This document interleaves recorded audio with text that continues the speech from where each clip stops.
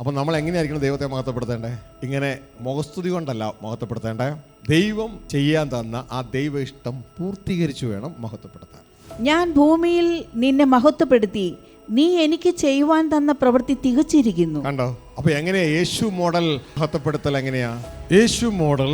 Price and worship. എങ്ങനെയാണത്? ചുമ്മാ മുഖസ്തുതിയല്ല, ഞാൻ നിന്നെ പുകഴ്ത്തുന്നു, ഞാൻ നിന്നെ വാഴ്ത്തുന്നു, ഇങ്ങനെയല്ല.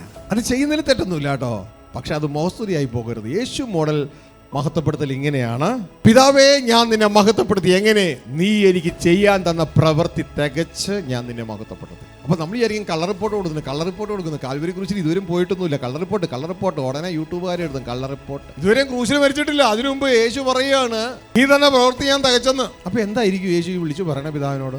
ഒരു ഐഡിയ ഉണ്ടോ? ഇന്ന് സഭ പറയുന്നില്ലേ, ഞങ്ങൾക്ക് ഉള്ളതല്ല ദൈവരാജ്യ സുവിശേഷം എന്ന്. സഭയിലെ പലരും വിളിച്ചു പറയാം, ഞങ്ങൾക്കുള്ളതല്ല അത് എന്ന് പറയുന്ന സുവിശേഷം ഞാൻ എല്ലാവരെയും അറിയിച്ചു. നീ ഏൽപ്പിച്ച എല്ലാവരെയും ഞാൻ അറിയിച്ചു.